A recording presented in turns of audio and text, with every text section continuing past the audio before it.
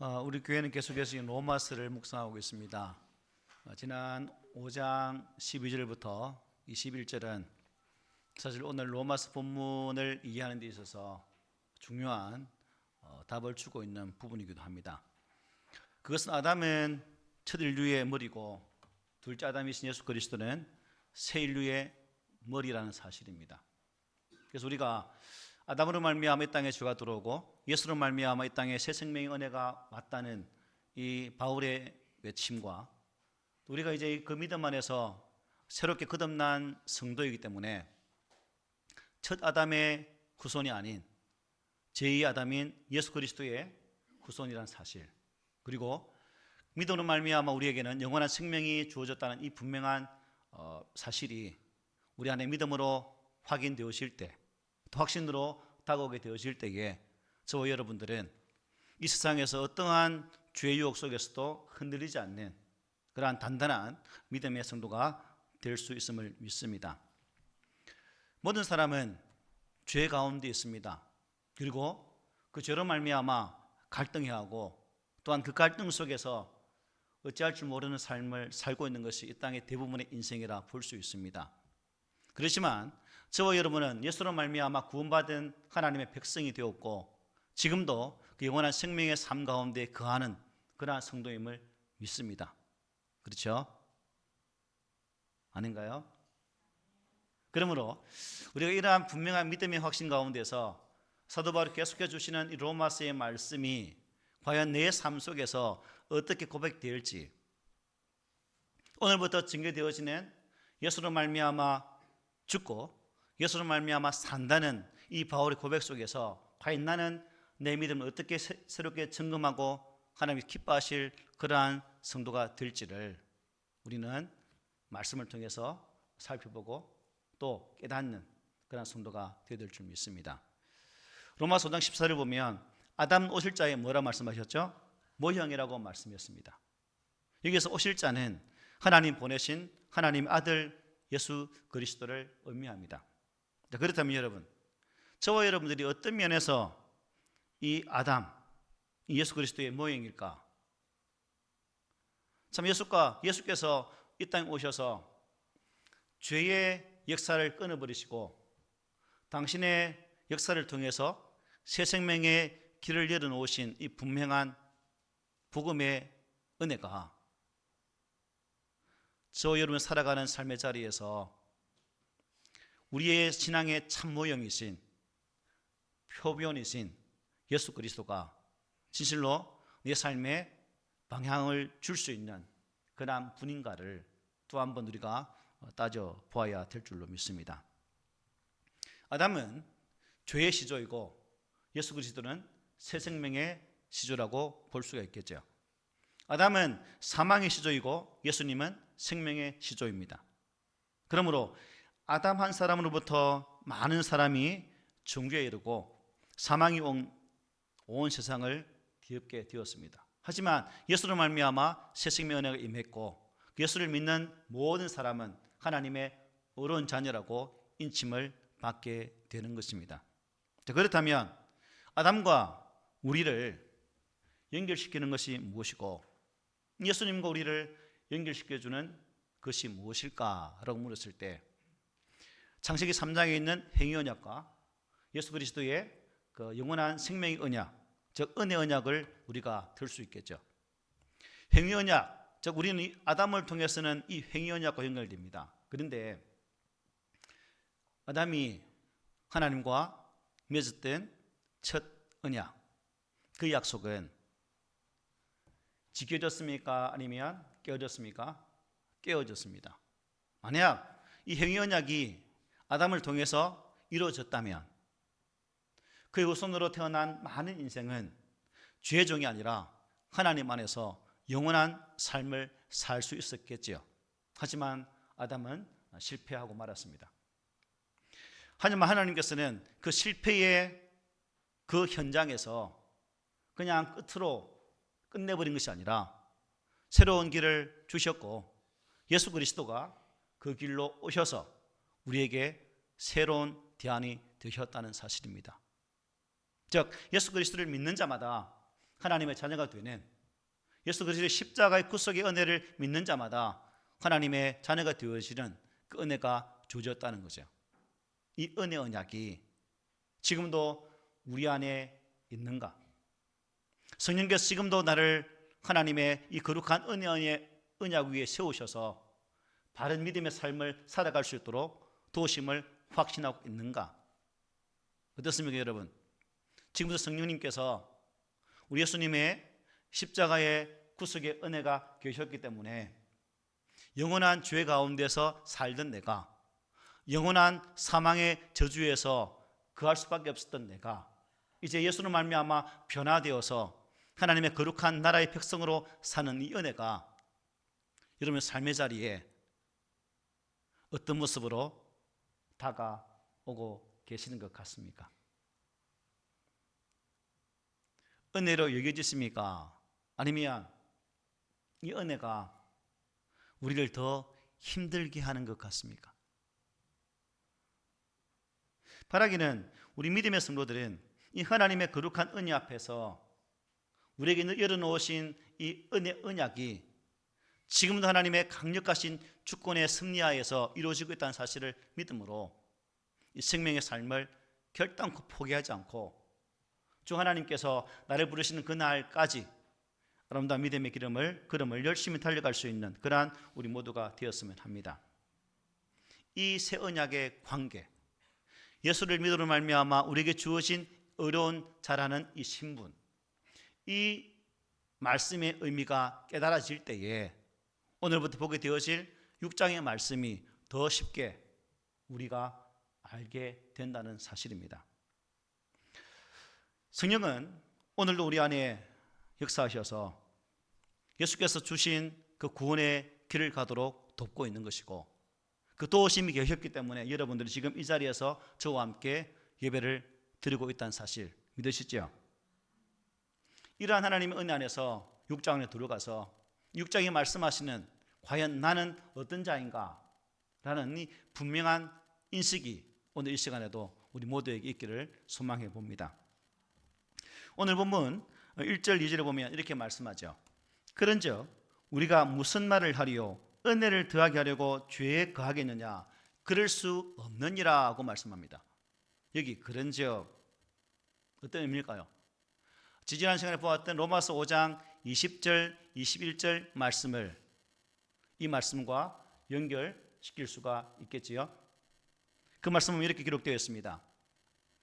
율법이 들어온 것은 범죄를 더하게 하려 함이라. 그러나 죄가 더한 곳에 은혜가 더욱 넘친다니 이는 죄가 사망 안에서 왕노릇한 것 같이 은혜도 또한 의로 말미암아 왕노릇하여 우리 주 예수 그리스도로 말미암아 영생에 이르게 하려 함이라. 아멘. 모세를 통해서 율법을 주신 이유는 죄 가운데 있으면서도 죄를 모르고 죄악의 그 악함도 모르는 자들이 이 법을 통해서 내가 죄인이구나 사실을 깨닫게 되었다는 거죠. 그 바울은 말씀하시기를 죄가 더한 곳에 은혜가 넘쳤다고 말씀하죠. 자, 그렇다면 여기에서 우리가 바울이 이 말씀을 주는 이유를 알아야 되겠죠. 즉 하나님의 은혜를 오해하는 자들은 그러면 죄가 많은 곳에 은혜가 넘치면 그럼 우리는 계속해서 죄 가운데 머물면서 죄에 빠져 살면 되겠네. 죄를 많이 지으면 지을수록 하나님 은혜가 크기 때문에 우리는 죄에서 떠나지 않고 이 속에 머물러 살아야 되겠네 라고도 말할 수 있다는 겁니다. 여러분 어떻습니까? 죄가 더한 곳에 은혜가 넘치다는 이 말씀이 과연 이런 의미일까요? 아니겠죠. 마귀가 지금도 이러한 이상한 이론을 펼치는 자들 속의 역사에서 이들을 통해 주어진 그 말들을 진실한 신앙으로 살고자 하는 우리들을 유혹하고 있는 이때에 저와 여러분들이 하나님의 거룩한 진리의 말씀으로 온전히 서지 못한다면 이러한 주장이 어떻게 해요? 그럴 수도 있겠네 라고 오해할 수 있다는 겁니다. 신앙은 결코 개변론자들의 그 주장이 바른 것이 아니라 하나님의 거룩한 진리의 말씀이 참이요 주신 그 말씀이 우리의 삶의 길인 것을 계속 강조를 해주고 있다는 사실입니다. 그러므로 이러한 이상한 말을 하는 사람들은 중재받아 마땅하다 하겠죠. 예수의 복음을 듣고 이러한 이상한 말을 일삼는 자들은 우리가 로마서 1장 32절에 이렇게 말씀했죠. 그들이 이 같은 일을 행하는 자는 사형에 해당한다고 하나님께서 정하심을 알고도 자기들만 행할 뿐 아니라 또한 그런 일을 행하는 자들을 옳다느니라. 가장 부패하고 가장 악한 자로 묘사해주고 있습니다. 사형에 해당한다라고 말씀하고 있죠. 죄에 가하겠느냐? 무슨 의미일까요? 계속해서 죄 속에 머물러 있겠느냐라는 질문이죠. 계속해서 죄를 짓는 것을 의미합니다. 죄를 짓는 것이 하나의 삶의 패턴이 되어서 그냥 죄와 더불어 살아가는 그 모습을 통해 질문을 하고 있는 거죠.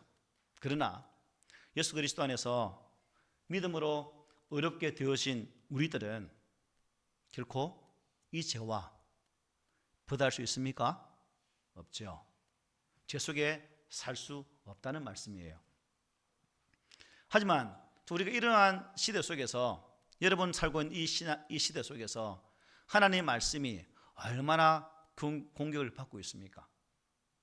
하나님의 거룩한 진리가 심각하게 훼손되고 있는 이때에 저와 여러분이 절대 신앙으로 무장하지 않는다면 어찌 하나님의 거룩한 자녀로서 이 땅 위에 주님의 뜻을 이루기까지 수고하는 삶을 살 수 있겠습니까? 불가능하죠. 그래야만 우리는 이러한 시대 속에서 비록 세상 모든 사람들이 하나님의 그 절대 진리를 거부하고 자신들의 즐거움과 자신의 쾌락을 쫓아간다 할지라도 오직 하나님 주신 이 말씀 안에서 내 삶의 이유와 목적을 깨닫고 말씀이 인도하시는 대로 순종하는 그 모습이 하나님의 어려운 자의 삶의 모습이라는 사실을 우리 입술로 고백하면서 그 길을 열심히 달려갈 수 있는 그런 우리 모두가 되었으면 합니다. 죄에 더 거할 수 있겠느냐? 바울의 고백이 무엇입니까? 그럴 수 없느니라. 그럴 수 없느니라. 그렇다면 여러분, 죄에 계속해서 우리가 머물러 있을 수 있지 말아야 되는데 왜 우리는 이 죄 속에 머물러 있어서는 안 될까요? 왜 그럴까요? 왜 우리는 더 이상 이 죄 속에 머물러 있어서는 안 됩니까? 세 가지로 추천할 수 있죠. 예수님의 이 구속 사역과 그것을 통해 주어진 하나님의 은혜를 헛되게 할 수 없기 때문입니다. 하나님의 은혜를 헛되게 할 수 없기 때문에 우리는 죄와 벗할 수 없고 그 죄 속에 계속 거할 수가 없다는 거예요. 예수님께서는 인류의 죄와 허물을 위해서 십자가에서 피 흘려 죽으셨습니다. 이 인류는 누굴 가리킵니까? 나죠. 나를 위해서 예수님은 기꺼이 십자가에 죽으시고 보혈을 흘려주심을 통해서 우리의 모든 죄를 사하여 주셨습니다. 죄값을 지불해 주셨다는 거예요.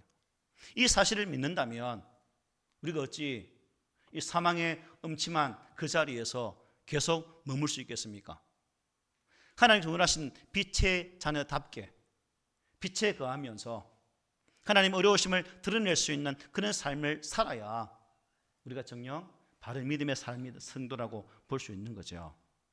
그런데 저도 여러분도 예수를 신앙하는 이 신앙생활을 하면서도 참 복음을 앞세우기보다 나의 의지와 뜻을 앞세워서 그것을 이루기 위해 수고할 때가 참 많다는 거죠. 복음되게 하는 거룩한 삶을 살기보다는 저 목회자도 마찬가지겠지만 자신의 욕심을 따라 살아갈 때가 많다는 것입니다. 예수를 통해 주어진 하나님의 은혜, 이 은혜는 우리를 그냥 아무렇게나 살아라고 주신 그러한 은혜가 아니에요. 이 은혜는 당신께서 보여주신 그 거룩한 삶의 모습을 우리 또한 그 삶의 모습으로 나타나기를 소망하는 아버지 하나님의 간절한 뜻이 그 십자가의 구속의 은혜 속에 담겨 있다는 사실입니다. 하루를 살아도 예수 은혜에 감격하고 우리의 한 호흡을 할지라도 이 호흡 속에서 내 삶의 주인 되시는 예수 그리스도를 고백한다면 저와 여러분들은 결코 죄가 아닌 은혜 안에 거하는 자라 말할 수 있고 결코 그럴 수 없는 이라고 담대하게 외치는 그런 성도가 될 수 있을 줄 믿습니다. 또 한 가지, 왜 우리는 더 이상 죄에 거해서는 안 되는가? 왜일까요, 여러분? 저와 여러분은 무엇에 대해서 죽은 자들입니까? 죄에 대해서 죽은 자라고 말씀하죠. 오늘 보면 2절에 이렇게 말합니다. 우리 함께 읽어볼까요? 시작. 죄에 대하여 죽은 우리가 어찌 그 가운데 더 살리요? 아멘. 죽었다는 말은 무슨 의미일까요? 인연이 끝났다는 것입니다. 뭐가 끝났다고? 인연이. 자, 사랑하는 사람이 평생을 곁에 살다가 죽으면 계속 옆에 둡니까?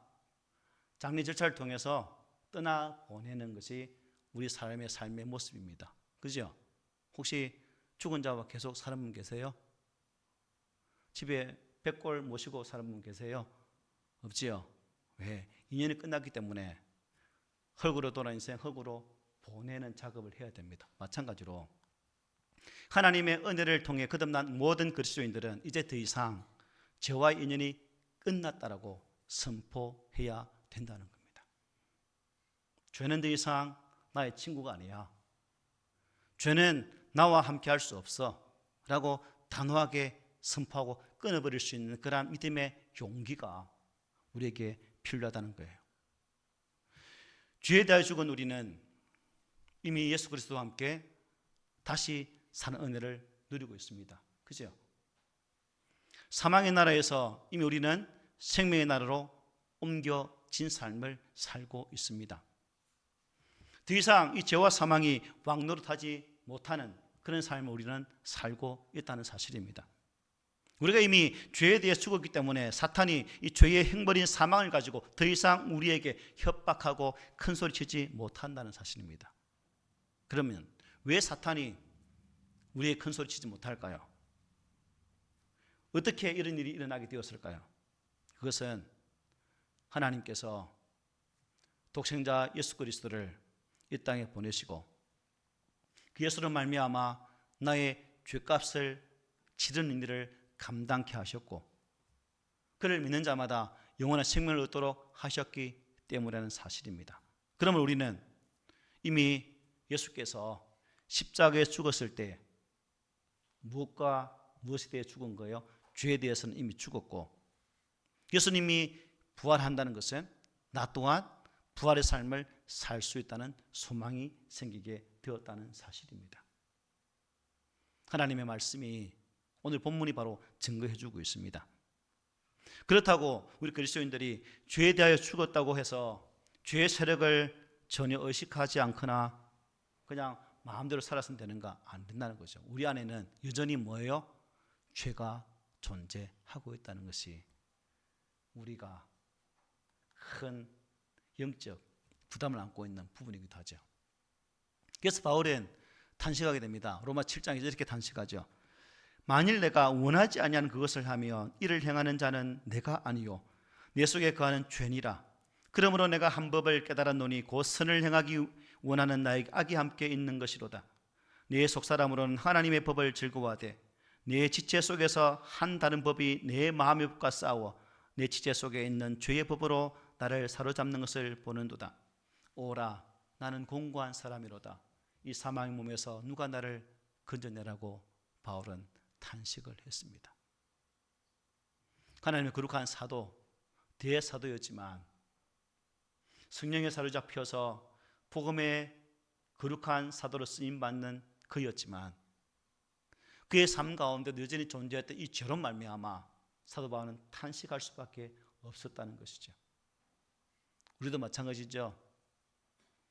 하루에 시작하여 눈을 뜨면서 우리의 고백은 하나님, 오늘 하루의 삶이 하나님 은혜 가운데서 참 믿음의 삶을 살기를 원합니다라고 출발하지만 저녁 발 닦고 얼굴 씻고 누우려고 딱 하루를 돌아보면 아이고 오늘도 맹탕이네.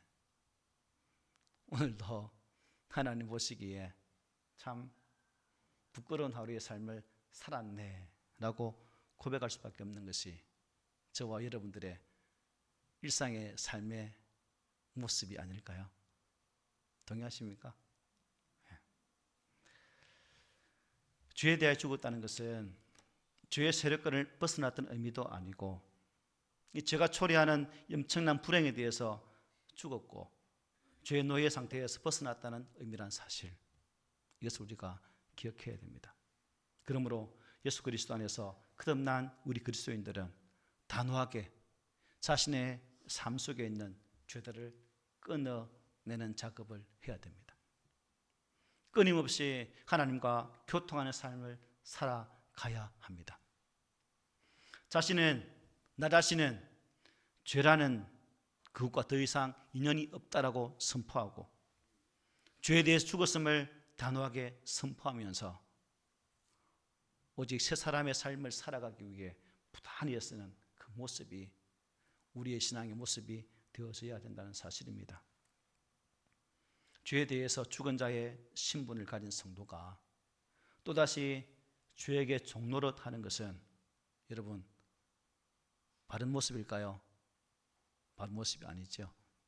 그래서 바울은 갈라디아 2장 20절에서 이렇게 말씀합니다. 우리 다 함께 고백할까요? 시작. 내가 그리스도와 함께 십자가에 못 박혔나니 그런즉 이제는 내가 사는 것이 아니요 오직 내 안에 그리스도께서 사시는 것이라. 이제 내가 육체 가운데 사는 것은 나를 사랑하사 나를 위하여 자기 자신을 버리신 하나님의 아들을 믿는 믿음 안에서 사는 것이라. 아멘. 바로 이렇게 단호하게 선포했습니다. 그렇습니다. 죽은 사람은 죄를 짓고 싶어도 짓지를 못합니다. 죽은 사람은 어떻게 죄를 지을 수 있겠습니까? 그죠? 성도는 죄에 대해서는 죽은 자요, 하나님에 대해서는, 의에 대해서는 살아있는 자가 된 자입니다. 믿습니까? 그런데 여기서 우리가 하나의 숙제를 풀어야 됩니다. 죄에 대해서 죽었다고 말할 때 나의 무엇이 죽었는가, 우리의 무엇이 죽었는가에 대한 답을 찾아야 되겠죠. 여러분은 무엇에 대해서 죽었습니까? 무엇에 대해서 죽었어요? 6절을 보면 이렇게 말씀해요. 우리가 알거니와 우리의 옛사람이 예수와 함께 십자가에 못 박힌 것은 우리의 무엇이요? 옛사람. 옛사람이 뭐예요? 예수의 영이 없을 때의 나의 삶, 영원한 죄 가운데 살았던 나의 삶, 영생과 전혀 구별되어지지 않았던, 그렇게 살았던 나의 삶, 거룩이라고는 찾아볼 수 없었던 나의 그 죄악된 삶을 의미합니다. 마치 바람이 불면 이리저리 요동치는 배처럼 죄가 있는 사람은 자신을 조종할 수가 없습니다. 하지만 우리는 이 옛사람을 죽일 때, 나의 옛자를 죽일 때, 나의 옛 모습을 죽었다라고 선포할 때 비로소 하나님 은혜 안에서 성령의 인도하심 가운데 거하는 그런 성도가 될 수 있다는 사실이에요. 죄의 지배에서 내가 벗어났다는 이 사실, 나는 죽었다는 이 사실, 여러분도 이 죽었다는 사실을 믿지만 진짜 죽었나요? 믿긴 믿지만 안 죽어요. 그죠? 이게 문제입니다. 이게 예수를 수십 년 믿을지라도, 수많은 시간의 삶을 살았다 할지라도 이게 왜 죽지 않죠? 왜 안 죽지요? 답을 아시는 분은 저를 찾아오셔서 제게 답을 주셔서 함께 나누는 은혜가 있으면 좋겠습니다. 거듭난 사람들은 분명히 죄에 대해 죽었다고 선포해야 됩니다. 끊임없이 하나님과 교제하시고 그것을 통해서 죄의 유혹을 이기시고 승리하는 우리 모두가 되시기를 소망합니다. 또 한 가지가 뭐냐면, 왜 우리가 주의가는 삶을 살지 말아야 되는가? 예수 그리스도와 연합한 사람들에게는 놀라운 하나님의 그 은혜와 축복이 주어지기 때문입니다. 뭐라고요? 예수와 연합된 그 성도에게는 하나님의 놀라운 은혜와 축복이 주어진다는 거예요. 오늘 본문 3절로 5절에 이렇게 말씀합니다. 우리 함께 읽어보겠습니다. 시작. 무릇 그리스도 예수와 합하여 세례를 받은 우리는 그의 죽으심과 합하여 세례를 받은 줄을 알지 못하느냐? 그러므로 우리가 그의 죽으심과 합하여 세례를 받음으로 그와 함께 장사되었나니 이는 아버지의 영광으로 말미암아 그리스도를 죽은 자 가운데에서 살리심과 같이 우리로 또한 새 생명 가운데에서 행하게 하려 함이라. 만일 우리가 그의 죽으심과 같은 모양으로 연합한 자가 되었으면 또한 그의 부활과 같은 모양으로 연합한 자도 되리라. 아멘. 세례의 의미가 뭐죠? 자주 말씀드렸잖아요. 세례의 의미는 뭐? 나는 어떻게 옛 나의 삶은 물에 잠김으로 죽고 예수를 말미암아 새롭게 산다는 의미가 세례입니다. 세례 받으신 분들 대부분이죠. 죽었습니까? 살아 있습니까? 따라해 볼까요? 나는 예수로 말미암아 죽었다. 나는 예수를 말미암아 산자가 되었다. 예, 죽어야 사요. 죽어야 살아. 신앙은 죽어야 사는 거예요. 안 죽으면 살지를 못해요. 예수님께서 분명히 보여주셨죠. 그 예수님의 우리에게 보여주신 그 삶이 바로 나의 삶이 되어질 때 그 속에 진정한 참된 은혜를 발견할 수 있다는 사실입니다. 그래서 표준 세번역을 보면 3절을 이렇게 해석합니다. 세례를 받아 그리스도 예수와 하나 된 우리는 모두 세례를 받을 때에 그와 함께 죽었다는 것을 여러분은 알지 못합니까? 이렇게 해석하고 있습니다. 여러분 세례 받을 때 나는 죽었습니다 라는 사실을 아시죠? 그래서 주기학자 렌즈는 이 부분을 이렇게 해석합니다. 초대교회에서의 세례는 언제나 그리스도 안에서의 새 생활을 상징이요 표시였습니다.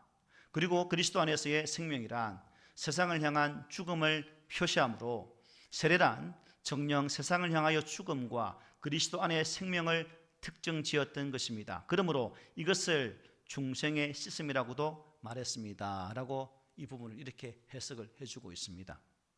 그렇습니다. 세례는 예수 그리스도와의 연합을 상징하죠. 그리고 예수 그리스도와 연합은 물세례를 통해서가 아니라 뭐예요? 오직 성령의 역사를 통해서만 가능하다는 겁니다. 그래서 우리는 성령 세례를 받아야 돼요. 성령의 충만한 역사. 사도행 2장에 있던 오순절의 그 성령의 다락방에 임했던 그 성령의 역사가 우리에게 임할 때 비로소 우리는 참으로 거듭난 성도의 삶을 살아갈 수 있다는 사실입니다. 예수와의 연합, 예수와의 합치, 하나 되어짐. 그리고 성찬을 통해서 그분의 뜻과 살을 대하면서 우리가 주님의 죽으심과 피 흘리심 의미를 되새기면서 나는 또 죽습니다. 나는 또 죽고 예수를 말미암아 다시금 사는 그 은혜가 내게 있기를 원합니다 라고 소망하면서 뜻과 잔을 나누는 것이죠. 여러분, 저와 여러분들은 죽음이라는 두려운 큰 문 앞에 서 있는 삶을 살고 있습니다. 하지만 예수님께서는 이 땅에 오신 이유가 뭐라고 말씀하셨습니까? 양으로 생명을 얻게 하고 더 풍성히 얻게 하려 하심이라고 분명히 말씀하셨어요. 더 이상 죽음이 우리의 두려움이 아니라 이미 우리는 그 죽음의 문을 통과하신 예수 그리스도의 은혜가 내 삶의 분명한 표대이기 때문에 우리는 죽음이 더 이상 두려움이 아니라 죽음은 은혜로 맞이할 수 있는 그 힘을 가진 성도가 되었다는 사실 믿으십니까? 혹시 죽을까 무서워서 벌벌 떨는 분 계십니까? 예수 안에서 죽음은 새로운 관문을 통과하는 하나의 길입니다. 그러므로 오늘 본문 6절 7절에 이렇게 말씀해요. 우리 함께 읽어보겠습니다. 시작. 우리가 알거니와 우리의 옛사람이 예수와 함께 십자가에 못 박힌 것은 죄의 몸이 죽어 다시는 우리가 죄에게 종노릇하지 아니하려 함이니 이는 죽은 자가 죄에서 벗어나 어렵다 하심을 얻었습니다. 아멘. 죄의 종노릇하지 아니한다. 죽은 자가 죄에서 벗어나 어렵게 하심을 얻었다. 누구를 말미암아? 예수 그리스도와 연합된 자가 그렇다 하는 겁니다. 즉 세례를 받는 주님 안에서 거듭난 성도가 예수로 연합되어졌기 때문에 연합된 그 사람은 더 이상 죄의 종노릇 하는 것이 아니라 어려운 삶을 살 수 있게 되었다라고 바울이 말씀합니다. 그런데 바울은 에베소 4장에서 이렇게 말씀하고 있습니다. 너희는 유혹의 욕심을 따라 썩어져가는 구습을 따르는 옛사람을 벗어버리라. 아직 입고 있는 분 계십니까? 오늘 이 자리를 통해서 벗어버립시다. 또 말씀합니다. 하나님을 따라 의와 진리의 거룩함으로 지으심을 받은 새 사람을 입으라. 옛사람을 벗어버리고 새 사람을 입자라고 말씀하셨습니다. 그렇다면 바울이 거룩한 삶을 살고 있는 이 그리스도를 향해서 이렇게 외친 이유가 무엇일까? 그들이 비록 거룩한 삶을 추구하고 있다고 할지라도 죄를 지을 가능성이 충분히 뭐예요? 있다 하는 것이죠. 여러분 죄 안 짓습니까? 짓잖아요. 목사도 죄 많이 지어요. 그러므로 이 옛사람을 벗어버리는 작업, 매 순간마다 새 사람인 예수로 옷 입는 그 작업을 우리가 감당할 때에 죄에 머물리는 삶이 아니라 하나님의 어려운 자리에서 거룩한 삶을 살아내는 그런 성도가 될 수 있다는 사실입니다. 여러분, 예수 믿는 삶은 하나님의 자녀로서의 합당한 삶을 갖추어가는 과정입니다. 이걸 우리 구원의 서정에서 뭐라 말씀해요? 성화라고 말씀하죠. 우리는 지금 그 과정에 있습니다. 하나님의 거룩함으로 지어져 가고 있는 그 중도에 있다는 거예요. 그러므로 이러한 과정 속에서 하나님께서 내 속에 있는 너덜너덜한 그 죄성들을 하나하나 벗길 때마다 아까워하지 마십시오. 더러운 것은, 추한 것은 어떻게 해요? 벗겨내야 됩니다. 그럴 때마다 하나님 감사합니다. 제가 보지 못했던 나의 누더기를 오늘도 벗겨주셔서 예수로 새 옷을 입혀주신 주님 감사합니다는 고백이 따라야 되겠죠. 그렇다면 한 가지 질문하고 오늘 이 말씀 마칠게요. 나의 옛사람은 살아있습니까? 죽어있습니까? 답은 듣지 않겠습니다. 여러분 스스로가 한번 해보십시오. 내가 살았나? 나의 옛자가 살았나? 죽었나? 그 질문 속에 여러분 스스로 답을 해보시고 오늘 예배 오신 여러분들은 더 이상 죄에게 종노릇하지 않고 예수로 말미암아 어렵게 되어진 그 신분에 걸맞는 삶, 하나님의 거룩한 삶으로 변화되어서 거룩한 옷을 입고 매일매일 나의 삶의 자리에서 한 분 예수만 드러낼 수 있는 복된 삶을 살아가는, 그러므로 하나님께 큰 기쁨이 되어지는 신실한 성도가 되기를 오늘 말씀으로 부탁을 드립니다.